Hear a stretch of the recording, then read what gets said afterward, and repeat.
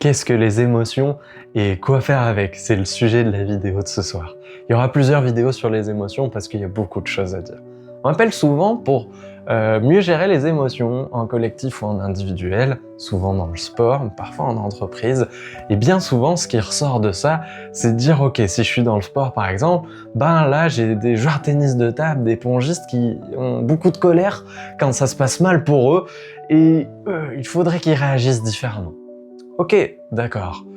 Pour cet exemple-là, on va leur apprendre à vivre la colère pour que peut-être en termes de motivation, d'énergie, de solutions appliquées, ça puisse être plus adapté. Par contre, on va leur apprendre à vivre la colère. Alors que la plupart des gens, quand ils viennent avec cette demande-là, ils se disent « Ok, on va essayer de couper la colère pour qu'elle n'existe plus et qu'on la fasse disparaître. » Parce qu'il y a les bonnes et les mauvaises émotions. J'entends souvent ça.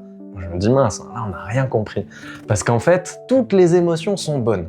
J'aime bien dire que une émotion, c'est comme si c'est une aide en fait qui est à l'intérieur de moi qui veut me dire un message.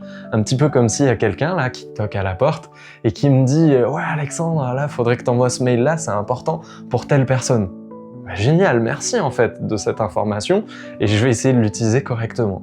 Les émotions, elles nous envoient des messages aussi de cette même manière-là et l'idée c'est de comprendre le message et de l'utiliser efficacement pour que ça puisse m'aider dans ma situation.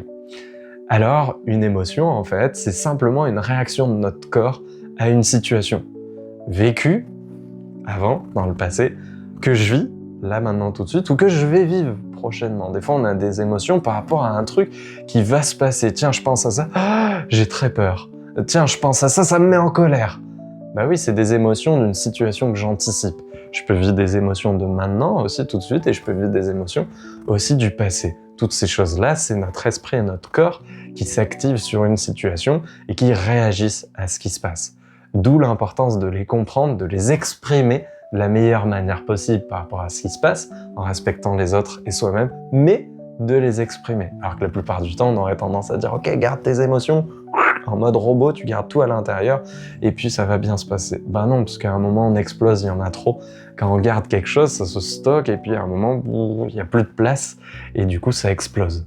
Donc ça va être important de les exprimer, de pouvoir évacuer, exprimer les choses pour se sentir bien à différents moments et s'apaiser selon les émotions qu'on vit bien sûr et comment on les vit.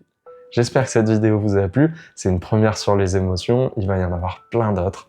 Likez, partagez, abonnez-vous. Si vous avez des questions, commentez, envoyez-moi des messages. Je vous dis à très bientôt pour une prochaine vidéo.